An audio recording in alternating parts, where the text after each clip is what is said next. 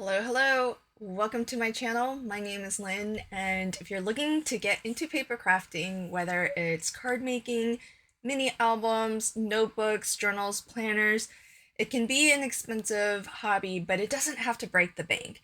I have two versions of this video. This version will be my budget-friendly craft supply essentials that I think I would reach for every time I go to craft.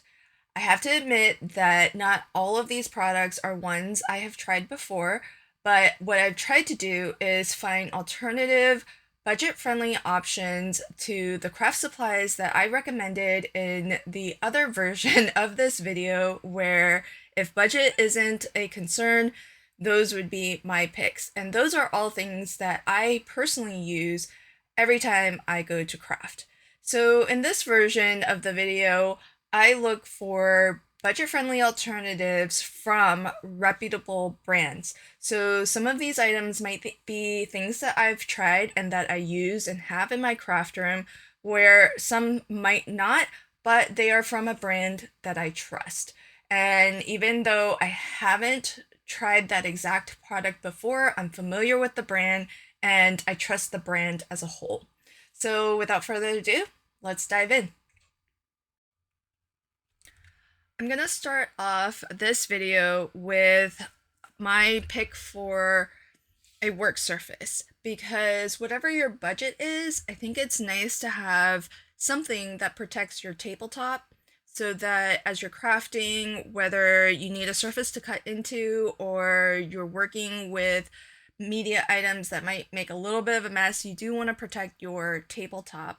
And so if the glass board craft mat is out of your budget, something like a self-healing mat like this one, doesn't have to be very large.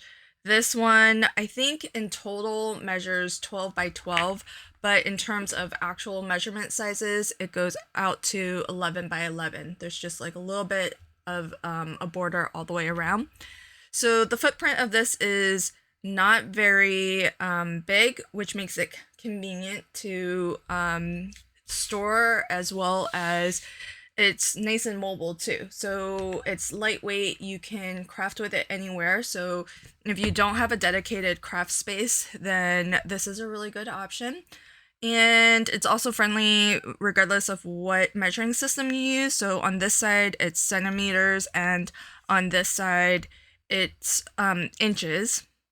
Curiously enough, there are markings for common sizes like 5 by 7, 4 by 6, but these are actually common sizes for this mat, photo sizes, because the 2.5 by 3.5, I think that's a very common wallet size. You have 3.5 by 5, which is a common photo size, 4 by 6, 5 by 7, and 8 by 10. So I think this mat, it is older. It's by Fun Stamper's Journey.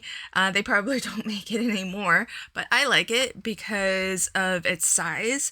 I like that the grid lines are in 1-inch increments. So I like that it doesn't have too many lines. Makes it really easy to identify the lines that you really need. And it is a self-healing mat, so you can cut directly into this. And if you do like to use things like your inks and your more messy supplies, an alternative to actually spraying directly onto this would be if you use things like return address labels or anything that has like an adhesive liner. Just use the paper liner that you peel away or that you're left with.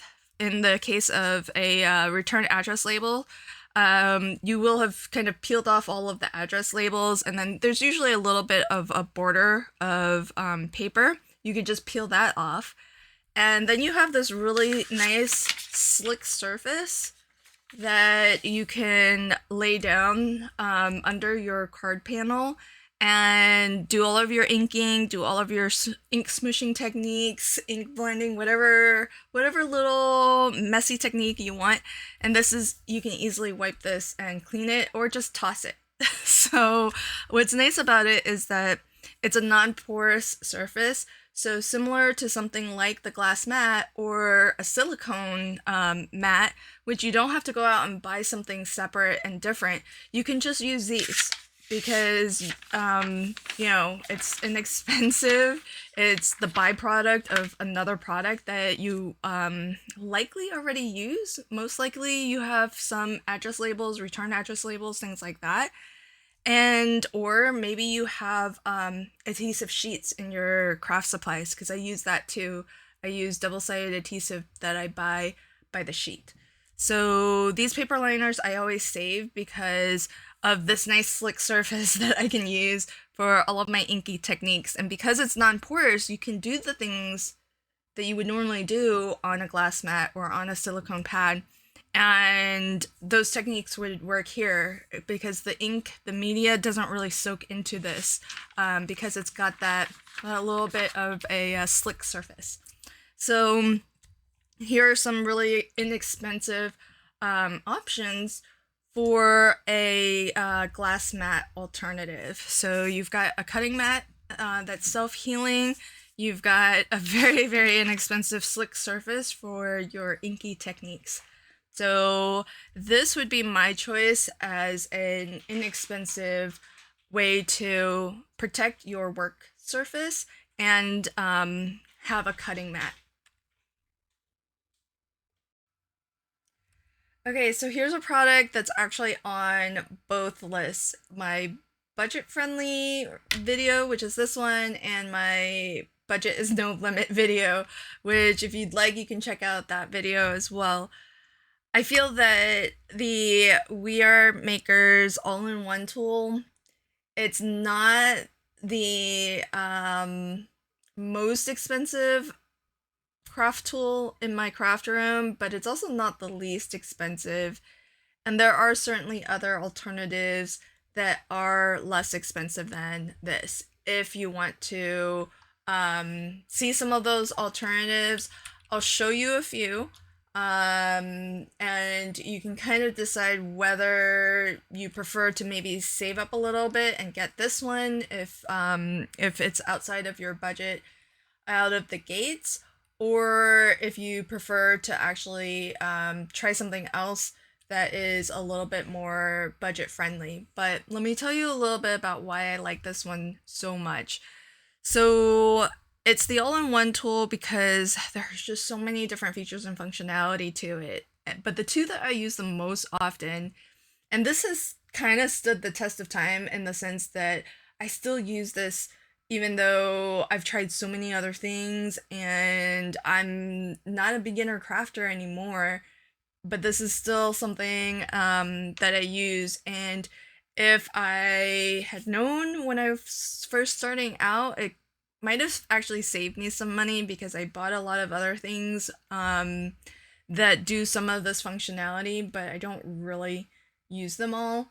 And so let me tell you a little bit about the two things that I use this most for, and that is cutting and scoring.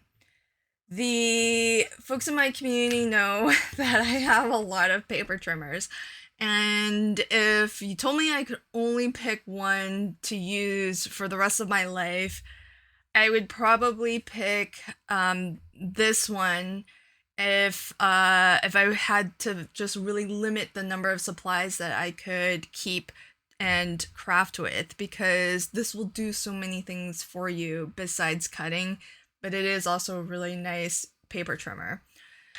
It operates on a score or a V-blade trimmer, and it has this track here for cutting.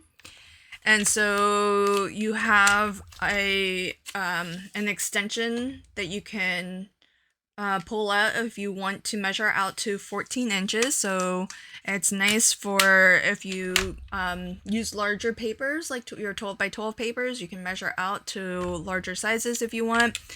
This piece right here, it's hard to see, but it's actually kind of engraved or molded into the plastic, are measurement lines. So you can, if you want to measure on this side, let's say you want to cut a 6-inch panel, then you can line up here and then cut, and you would have 6 inches here. Or if you prefer, let's say you want to cut strips that are 1/4 of an inch, you can use the measurement track on this side and measure 1/4 of an inch that way. The blade, because it is a V blade, it can cut down or it can cut up. And you want to cut in both directions so that you use your blade for as long as you can use your blade, because eventually this will get dull and you do have to replace it at some point. It is a consumable item, so just know that there's going to be some ongoing costs with using this, because this will need to be replaced. So you can kind of see the blade and how it's that V shape at the bottom there. And what you want to do is, as I mentioned, cut in both directions so you can exercise both of those sharp edges. And then you won't have to replace your blade quite as often. So that piece is consumable. And then to do your scoring. So the novelty of this is that you can take this out, flip it over, and now this side has this bit of extra plastic that has a guardrail that you can butt your paper up against, and then you can measure out to wherever you need and put your score lines in. The tool itself also has a scoring tool in its handy little compartment there. So it has scoring tracks that are 1/8 of an inch increments. So I can score this at 1/2 inch and fold, and I can use the scoring tool to burnish like I would use a bone folder. So in my craft supply list, I did list out some bone folders that I would recommend, but if you have this all-in-one tool, you can just use this. It's not exactly the same thing as a bone folder because it is just plastic, so it's not made of bone like a more traditional bone folder is, and it's not made of Teflon, which is what more current bone folders are made of. And so there is that, but it functions pretty similarly if you're just looking for using it as a paper creaser or doing some burnishing of folds or adhesive and whatnot. So scoring and cutting are the two main functionalities that I use this for, and for the convenience of just that alone, I find this well worth it. But what else can it do? Well, this is a stamping platform here. It's actually magnetized, so you do get magnets to hold down your paper. And I don't have it at hand because I don't use it, to be honest. But these two pegs here are spring loaded, and they are magnetized so that their stamping plate, you attach it here, they magnetize to hold them in that position, and then the plastic plate has some spring-loaded pegs on it as well, so that you can kind of position it over your project, and then when you're ready, push down and stamp your image. The reason why I don't use it for stamping is because there's a little bit of play in this these pieces here. So I have found that just through kind of casual use, sitting down and trying to stamp twice in the exact same position, for me was kind of hard to do. I think if you were really focused and concentrating and really being mindful about how you were using the stamping plate, then it's possible to do. But I don't like to struggle with my tools. I like them to just work without a lot of thought and effort, so that I can put all of my thought and effort into the creativity and the fun part of crafting, and not have to put a lot of thought into how to use a particular tool. The other thing is that you are stamping onto a surface that has grooves in it, and that is just like a hard surface, and a lot of times you get a better stamped impression if you're stamping onto something that has a little bit of foam or a little bit of give to it, so that your stamp can really kind of sink into, push into the paper. And there are workarounds that I've seen other people do, and they've found to varying degrees of success, those workarounds have helped with the stamping, like putting down some fun foam and then putting your paper and stamping that way. I just find that a lot of that is kind of tedious. And so if I were traveling and I needed to minimize the craft supplies, I would definitely bring that stamping plate and use it, because it's better than nothing, as I said, but it's not my go-to for stamping. However, if you're just starting out, it's kind of nice to have. So you can decide if you enjoy stamping a lot, maybe that you would prefer to, down the road, invest in a different tool for that. However, if you're on a budget, this has it, and it's I just never took the time, to be honest, to get good at using this particular style of stamping platform. So maybe with more practice, one would get better at it and find more success at it. To be honest, I already had a stamp positioning tool before I bought this that I really loved, and out of the gates, this wasn't really giving me the same quality and ease of use. And so I just didn't really put that much time into getting good at using it. And so that's not to say that you cannot get good results. Maybe you just need to put the time into it, more time than I did anyhow. The other thing that's really nice about this is that it has a lot of other functionality, but the big one that I think could save you some money is that there is an envelope sort of adapter or accessory tool. So if you line this up, you can actually get all of your measurements in your guide for whatever size card you're making. You can get the cutting guide for how large of a piece of paper you need to create an envelope that will fit that card, and the scoring guide for where to score in order to make the folds that you would need to create a custom envelope. And there are a lot of dedicated tools for creating custom envelopes, and here it's built in. So now you're starting to see that this is like already, I would say those are 4 pretty big items in terms of functionality that easily could be 4 separate tools: your trimmer, paper cutter, your scoreboard, your stamp platform, and an envelope maker.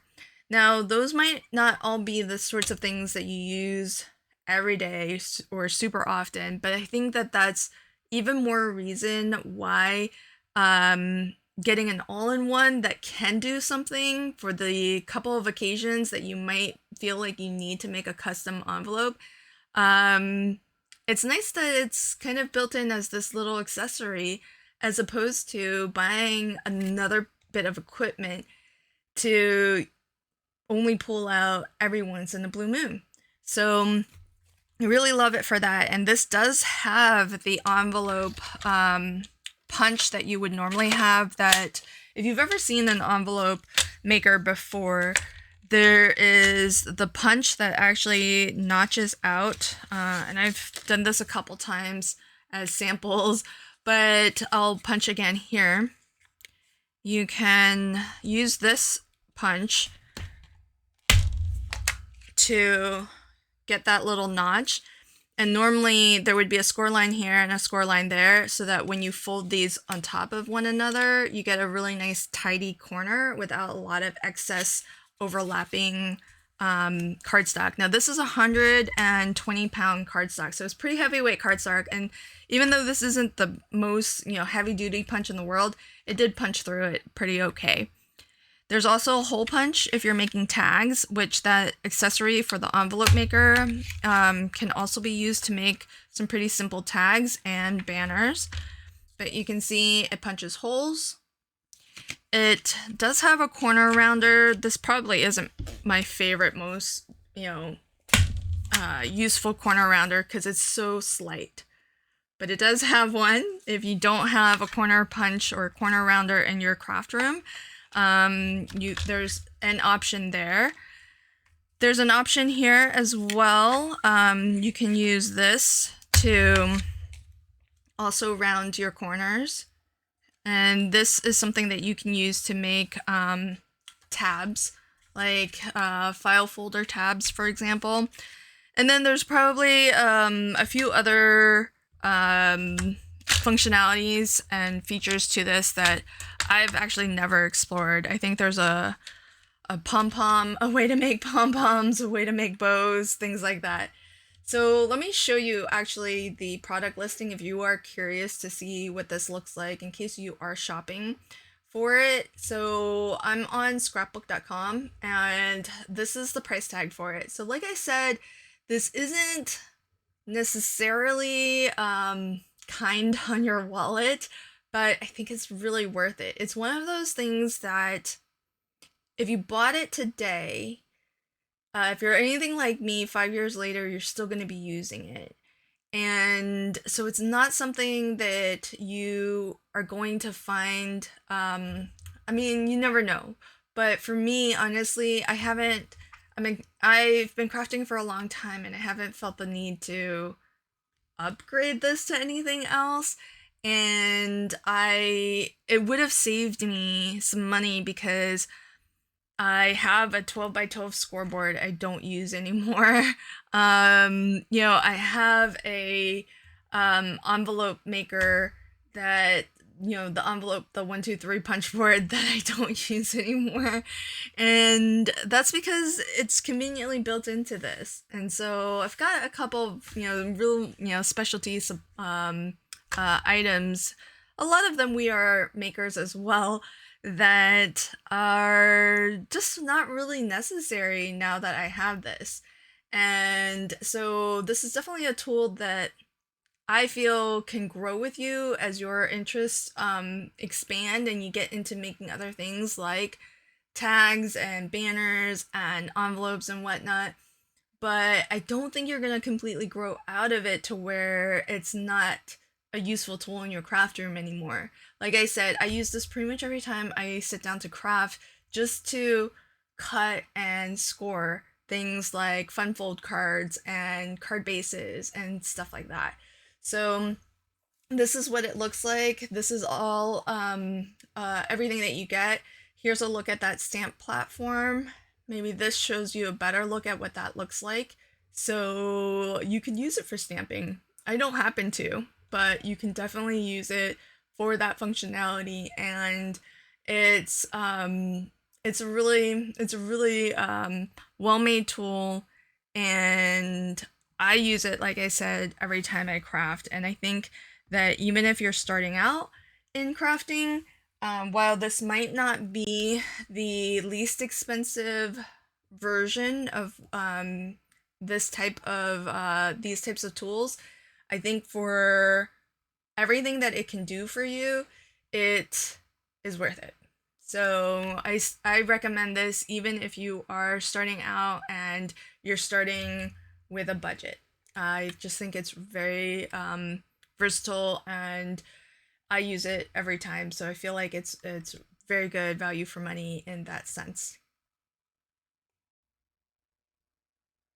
In the other version of my crafting essentials recommendations, I had some tools that I use for making applying adhesive faster, easier, maybe a little bit more friendly on your body so that you don't experience muscle fatigue and repetitive stress injuries and things like that. But the reality is that those are items of convenience and you can do without them. So for your liquid adhesive, just use it out of the bottle that it comes in. And for your dry adhesive tapes, You don't really need anything fancy. You can just peel the tape off and tear it, and I think keep it simple. So no real tools required for applying adhesives. I would just stick to using them in their form. And if you're just starting out, I think that's a great place to start. Okay, die cutting machines. If you would like to use dies in your crafting, then you will need some form of a die cutting machine. And if you could only get one to start with, and you are on a budget, I would really consider getting a 6-inch machine, because that's something that if your hobby for paper crafting continues to grow and you want to get more into other things like better pressing, like hot foiling with your glimmer, and you want to get larger dies to make bags and boxes and mini albums and things like that, you might find that you need at least a 6-inch wide opening to use some of those other tools and different supplies. So this machine, it's actually my, well, okay, I was gonna say my secondary machine. It's really like my third, the third one that I use with regularity. So this does sit on a shelf in my craft room, but I do pull it down when I use my Better Press or my glimmer machine. But if I didn't have the 2 electronic machines that I recommend in my other video, this is what I would get as a manual die cutting machine. So this does have a manual crank, and you do have to use this crank here in order to rotate the rollers that are inside the machine, which will feed your plate combination through and apply the pressure needed to either die cut, to emboss, or foil if you are using something like the glimmer, or to better press if you're using something like that system. On the side here, the reason why I recommend this over other machines is there's actually 2 dials, and one will get you kind of in the ballpark of what you need to do. So you have a die cut, a letterpress, 2D emboss, and then a 3D emboss. And down here you can fine tune your pressure, or essentially, you know, the thickness of, well, it's really the pressure of what the rollers and the machine will exert onto your plate combination. I have a first look video of the Bearcraft machine, and I have a follow-up video showing how I use it with various different common brands of dies, embossing folders, etc. So I go pretty in depth on this.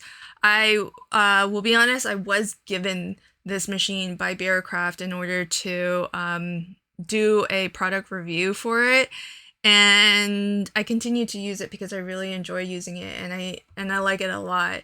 And I don't use it on the daily because it's a manual machine, and I prefer to use an electronic machine just to save my arm the muscle fatigue of having to manually crank something through.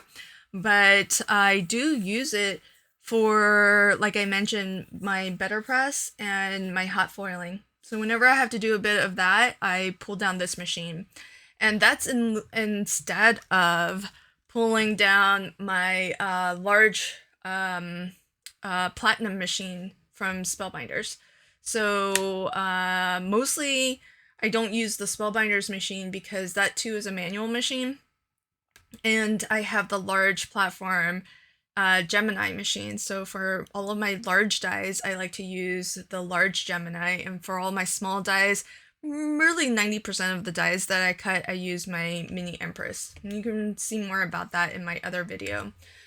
But what I wanted to show you is, if this machine looks very familiar to you, but looks like a different color, you might be wondering why, and is it legit? and what's going on. So I do want to derail a little bit to talk about the fact that there's a very totally legitimate business to business transaction known as white labeling.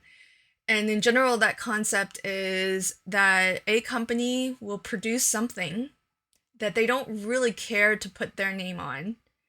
And part of the service that they offer is white labeling, meaning their clients are not end consumers like me and you, but their clients are actually other businesses that are looking to add something to their product line and put their own brand on it. So that's why it's called white labeling, because the thing that they're producing, essentially, it's a blank slate. It doesn't have a brand.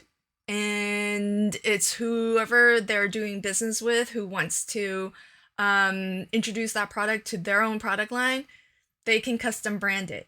And they can maybe make some other custom choices that make it fit in line with their brand. So, for example, the Bureaucraft machine is available on Amazon, and this is how it looks. You can kind of see the two very distinct dies. There's only 3 plates because all of your adjustments happen with the 2 dials on the side. And you can even kind of see how what the wording is, how it's described, and where it's branded. So there's a particular spot there where somebody, any brand who would like to add this product line to their lineup, where they can customize their brand. Now, where else might you have seen something very similar? How about this machine? I'm not saying it's identical. I'm not saying I know for certain that the white labeling is for sure what is happening here. But as you can see, the options here are identical. The color is distinctly, to match with this brand. But if you look at everything else, it looks fairly similar, fairly identical. And so it's one of those things where, you do have to do your due diligence whenever you shop to make sure that you are buying something that's authentic and that isn't a knockoff. But the reality is that the Bureaucraft machine came out, I think, 6+ years ago. You can actually check their YouTube channel out. They have an introduction video that's dated, I think, at least 6, if not 6, maybe 4 years ago. This machine, it's not the new kid on the block anymore, but it's relatively new compared to that. More new still is this one. And it looks very similar to the Bureaucraft. It's even got the same coloring. And you can see the plates there. In the photo, you can really see that it's fairly similar. We can't tell close enough if it's identically the same wording. If you look here, the way that they've photographed it, they've actually covered up that text that's on the plates so that it's a little bit harder to discern. But here you can kind of see it's got the this particular brand, where on the Bureaucraft machine you can see that's the location of where its branding is, and you can see here, same location, different brand. So do I know for 100% certain whether all of these machines are in fact the exact same one that's been kind of white labeled produced for these 3 different brands? I don't know that. And I'm not going to make any claim to that. All I want to say is that it is a legitimate business practice to do white labeling. It is. And so these aren't, nobody has knocked anything off if that is the case. And I just say if that is the case, because I don't know whether or not it is. but I would just maybe invite you to think about if there is a brand that is offering stamps and dies, and that's the thing they're really known for. It makes sense for them to want to also include tools and other craft supplies so that you can do all of your shopping at their store. And that really makes a lot of good business sense. But is a company that is creatively started with designing stamps, designing dies, are they going to do all of the research and development and manufacturing, getting relationships with manufacturing for parts and designing a die cutting machine? Is that likely to happen? Or are they more likely to find a manufacturer of the products that they want to offer and use those products as, white labeled sourced products and put their own brand on them? So, it's within the realm of, I think, reason and feasibility that is possibly the case of why we're seeing a very similar looking machine branded three ways from companies, all of which I trust. I trust Craft Stash as a brand. I don't think they would steal any copyright, infringe on any copyright or intellectual property. I trust Gina K as a brand. I don't think they would do that at all. And I trust Beercraft as a brand. It's less known, but if you want to check historical dates on things, they do have a video out 4 or 6 years. I can't remember which, but I did look into it when I did the product review for it. So this has been on the market for a while, and I don't think, personally, I would not be surprised if these were actually all in fact the same machine. So look at the price though. So here's one price point. Craft Stash ships out of the UK. So if you are in the US, you might have to factor in shipping costs, but here's another price point. And here's a third price point. So if these are indeed the same product, then you might have to consider, what are you paying for when you're paying these different costs? One, there might be good valid reasons for paying a little bit more, because if you have any issues, customer support between these companies, maybe they differ. Maybe you're more likely to get a response from one company versus another. Maybe, if you have any issues and you need to source like new plates and stuff like that, maybe one company is more likely to stay in business than another. So these are all things that you need to take into consideration, even if, and I'm just saying if, they are the same machine.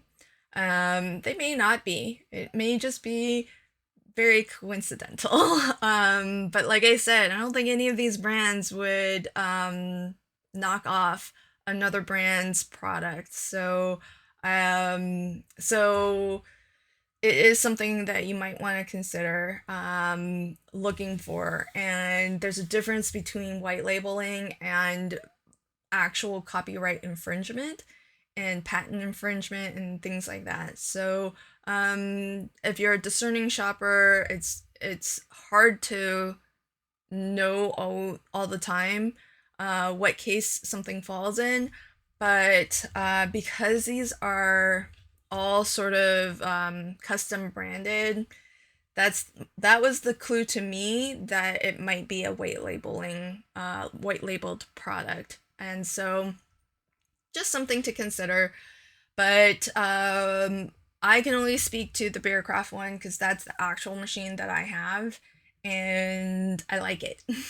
And as a concept, I like the two dials as your way of fine-tuning the pressure, as opposed to having half a dozen different plates and a whole bunch of different plate combinations that you have to swap A, B, C, D, E, F, whatever it is, to do all of the things for all of the very different things. Here, you just have two dials. You might have to do a little bit of a trial and error, but you can always sort of incrementally increase the pressure until you get the desired result, whether that's embossing or die cutting. And this does work with my Glimmer and Better Press, so it's compatible if your crafting does extend to those specialty areas. It'll work for that too. So I don't think it's something that you'll necessarily outgrow if you are just starting out. Even like I said, years later, just like with the all-in-one tool, I think this is still going to have a place in your craft room. If you're anything like me, because it still has a place in my craft room, I still use it. And so I think it's a good, fairly budget friendly machine, especially as compared to electronic machines, which I definitely prefer. But as manual die cutting machines go, I think this is a good option. And this is the new one. You can see it even says brand new. This is the new one on market. And so now, this price point makes it kind of even more attractive as a budget friendly option. And this machine alone would get you across the free shipping threshold if you're ordering from the United States from CraftStash. You would just need the patience to wait for the package, because shipping from the UK to the US, it can take a few weeks. So so there is that. But if you're not in a hurry, this is a really great price point for this machine. So that's what I would recommend for die cutting machines. And while I am here on the CraftStash website, I will show you the next thing that I would recommend for what I would consider a very basic supply and a craft essential in my craft room. And that is some nested shape dies. This made my list in my other video too. And the Creative Craft Products nested shape dies, I really like them a lot. I'm a big fan of them because they're great value for money. They're huge. That's why they're called supersized, because I think the largest circle, for example, is 8 inches.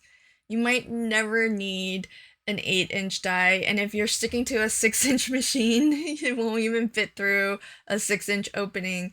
So you can really only use it if you have a large platform machine, but it's nice to have it go up to that size if you do find yourself getting into things like home decor items, maybe scrapbooking at 12 by 12. You might need some of these larger shape dies. And even if you only use half the sizes, it's still an incredibly good price point.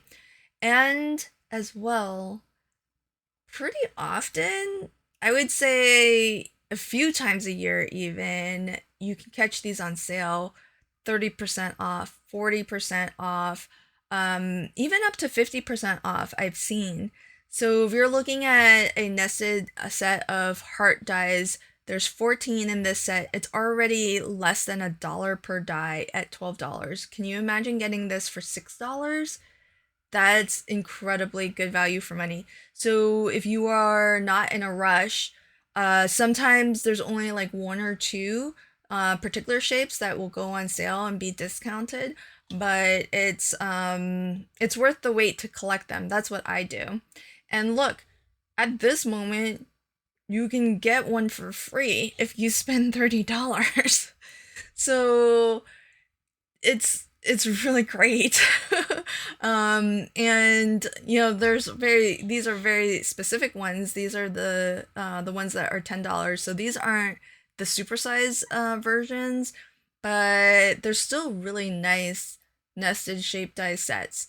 And I would definitely, if I were starting, I would start with shapes that you cannot easily cut by hand. So your squares, your rectangles, you can cut that in your paper trimmer. It might not have that really nice professional die cut edge, but you can still manually cut that pretty easily. But if you're looking for something to spend your money, I would spend it on shapes that are a little bit more difficult to cut by hand, like circles and ovals or scalloped edged anything if you like that look, because to do that by hand is very hard, if not impossible. You might be able to get those fancy scissors that will cut that edge, but then rounding the corner perfectly, I always found to be a challenge. So it's not that it's not possible to do, it's just that it's a little bit harder, might require some other specialty equipment. And so why not invest in some nested shape dies, and then you can do some really nice mats and layers with those shapes and create some interesting layouts in your cards or your scrapbooking. So those are my recommendations for a die cutting machine, and as well some dies that I think are great essentials to have in your craft room. Okay, so stamp positioning tools. Well, if you are sold on the all-in-one tool, then this has one. And I actually took a moment to find my stamping plate just so that you can see that it has these feet here that are spring-loaded.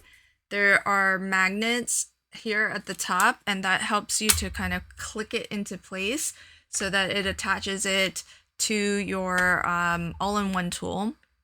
And as I mentioned, this has a metal plate back here, so it is magnetic, so you can use your magnets to hold down your paper, put your stamp wherever you need it to go, attach this, push down to pick up your stamp, and then ink it up with my recommendation for like a really good all-purpose, really not all-purpose, but I feel like no craft room is complete without VersaFine Onyx Black. It's my favorite ink, especially for sentiments, and it's really, really nice. And so you would ink up your image with whatever your preferred ink is, and then you can position it again. So right now it's just hovering over the paper. Your stamp won't be making contact with the paper yet. When you're ready, you just push down. And because everything's spring-loaded, everything can compress down, and your stamp will make contact with your paper and leave a stamped impression. So if you get the all-in-one tool, then you already have a stamp positioning tool. But as I mentioned, for me anyhow, and same caveat, maybe I just didn't take the time necessary to like get used to this style of stamping. I just never found that worked well for me. So one of the budget-friendly alternatives that I invested in pretty early is this. It's actually an accessory to the Make Art Station, which I have. It's one of those things that now that I have the glass board craft mat, I don't use that Make Art Station at all anymore. Because I was using the Make Art Station because it was basically a sheet of metal, and so it was a completely magnetic surface, great for stenciling and whatnot. And so is just the glass board. So with this accessory though, because the all-in-one tool is magnetic at the top here, your magnet will, this piece here, which has the embedded magnets, it's not super strong, so, you know, it may not hold super firmly because it's very easy. You can pick it up really easily, which means you can move it pretty easily. And at some point you're going to be off the metal and it's not going to be held down at all. So it's not a huge surface area that you have to work with, but this works really well as a registration. So essentially this is the plate, and so you're limited to this size stamp. Your stamp would, you would position your stamp on your project, then line up this plate right into the corner of this L-shaped piece of plastic here, and then pick up your stamp, ink it, and then put it right back in that corner and press. And then if you need to re-ink it and press in the same spot, you can just go right back into that same corner and press again.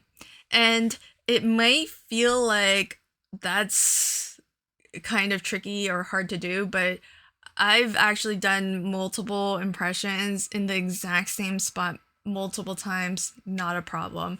This registration system works really well. Now, I haven't really ever tried it on top of my all-in-one tool, so you might have the same issues of stamping onto, a grooved surface down here and not having any give here. But if you're looking for an inexpensive alternative, as a system, this works pretty reliably for me anyways. I've had good success with it. I don't use it these days anymore because I have since purchased a different stamp positioning tool that I really like, and you can see that in my other video.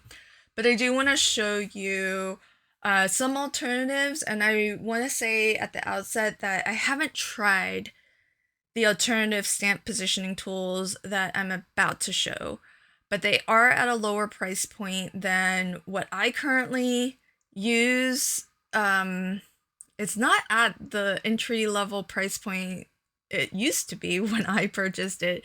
It's now kind of up there in price right with the Misty. And so at the time that I purchased what I currently use, it was very budget friendly, but it doesn't seem to be anymore. So what I've done is found some alternatives, and while I haven't actually used firsthand those alternatives, they are from brands that I trust. So let me first show you this. This is the tool that I just demoed. It's the Wendy Vici Make Art Perfect Stamp Positioner, and it's at this time, that's the price point, but I remember paying under $10 when I got mine. So maybe if you wait, you can catch it on a sale. The other system that might be worthwhile trying is this one here. This is similar in that it's a similar size, but the way that this works is there's this actually I think has two plates, that there are these plastic pegs that you set your plate into, and that helps to keep it aligned so that you are always kind of pushing down at the exact same spot. So you have the base, you have the stamp platform cover, and clear alignment tool with grid. So I think that's just two different sized stamping tools that you can use. And so that one looks like that, but curiously, this looks very similar, and it seems to operate in much the same way. So you have the pegs. Let me see if I can, here you go.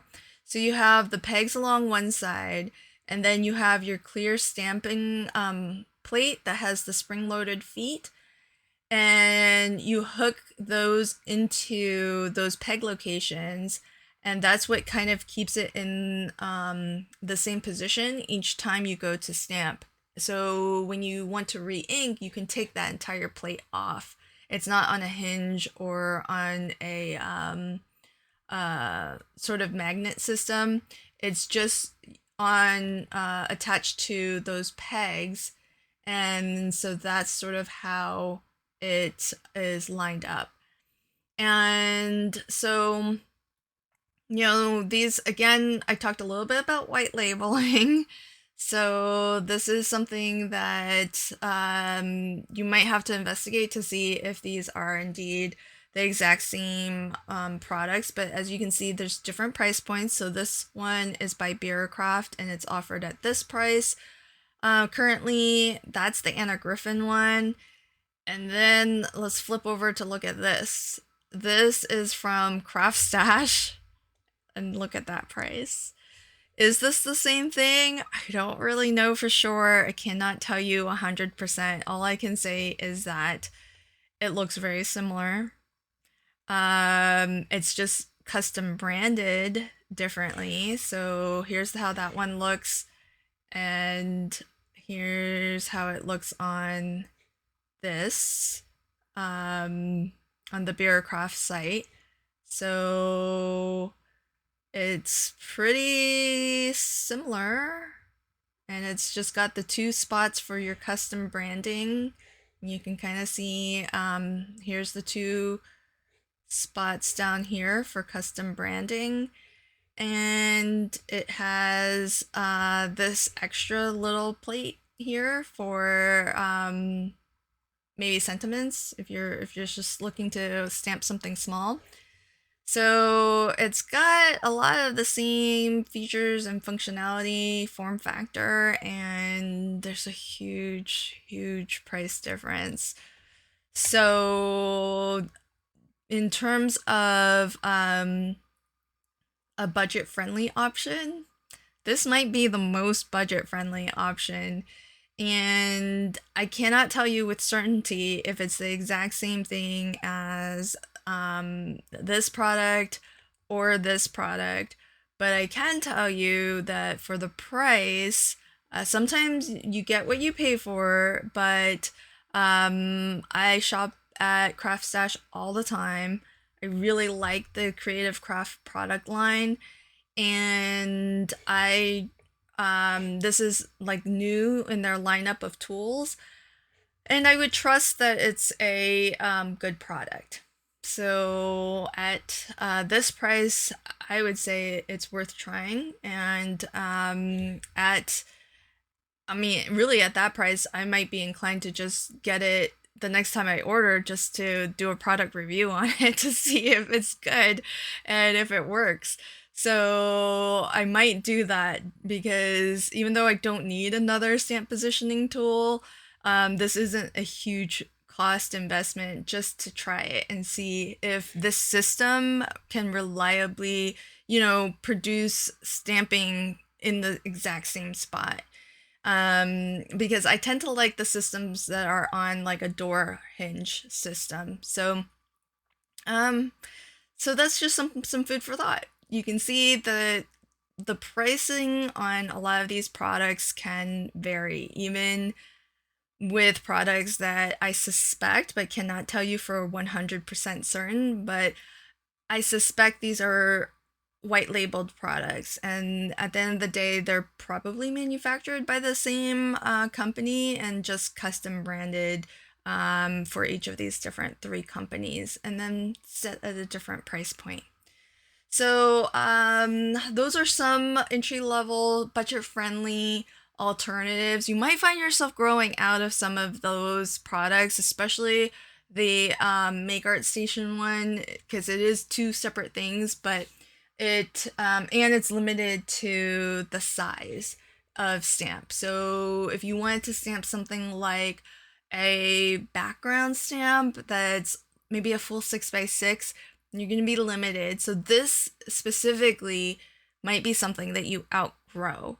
And considering you can get that other stamp positioning tool for less than this at this time anyhow, it may be well worth it to just pick up the other one instead and give that a try, or just use the stamp positioning tool that comes with the all-in-one tool if you went that route.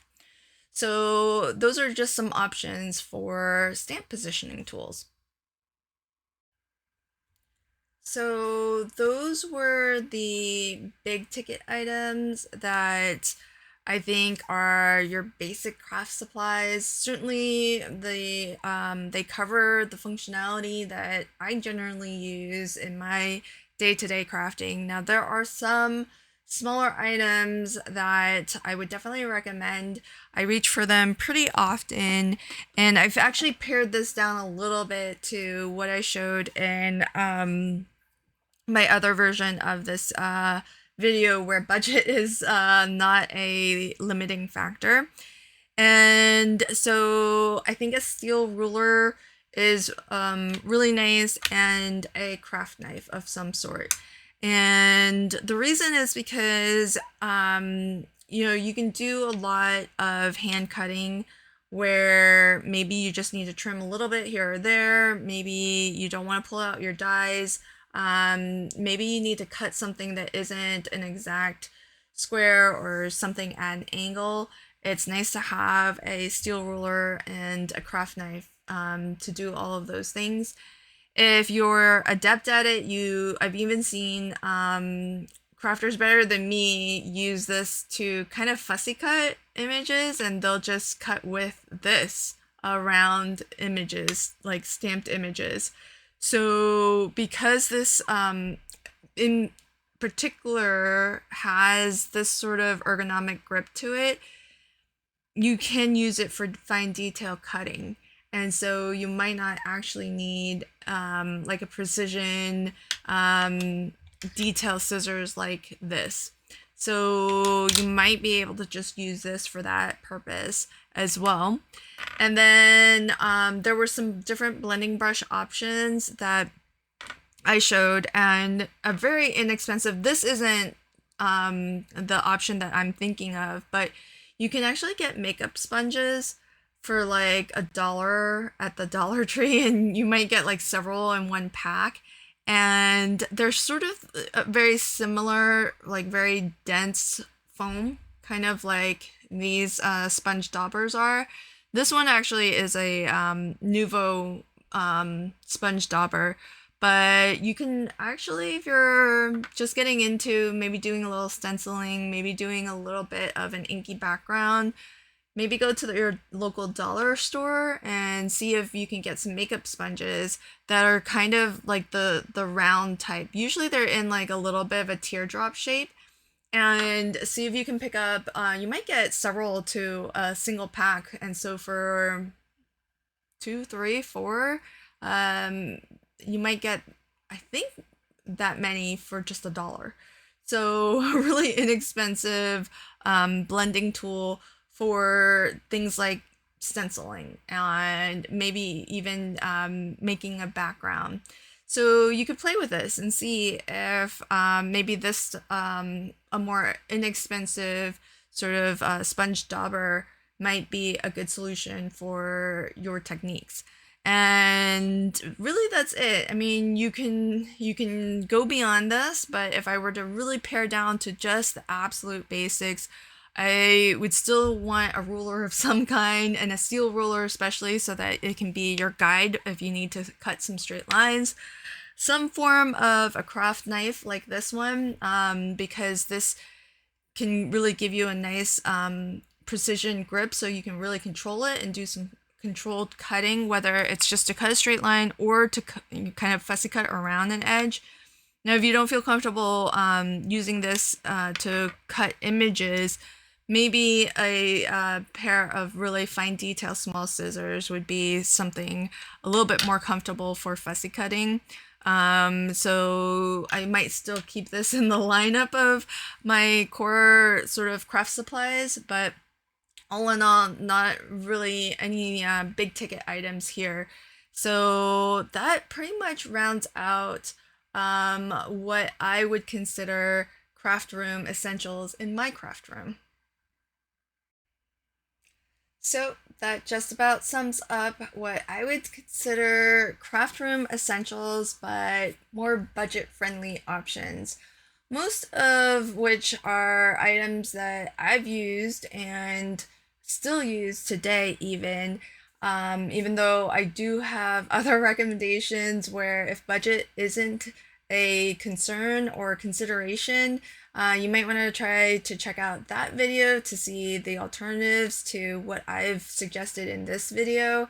And you can see there's quite a different price difference. It's threefold, really.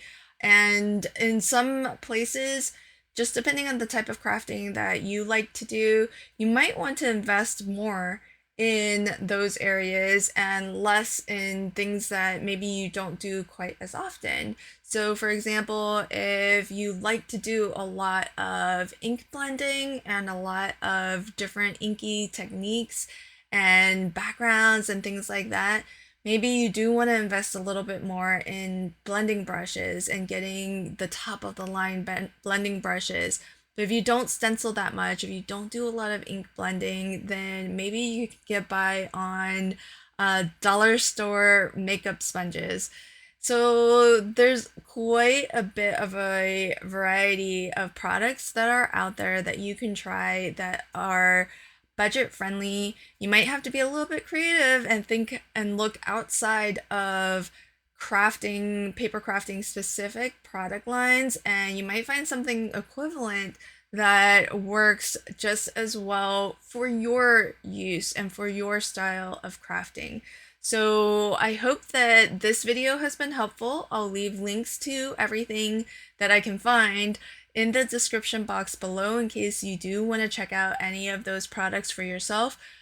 Do know that those, where possible, will be affiliate links. So if you do ultimately end up making a purchase, I get a small commission. It doesn't come at any extra cost to you. So it's, of great benefit to me though, whenever you do use my affiliate links. So big thank you if you've ever used them in the past, and if you continue to use them in the future.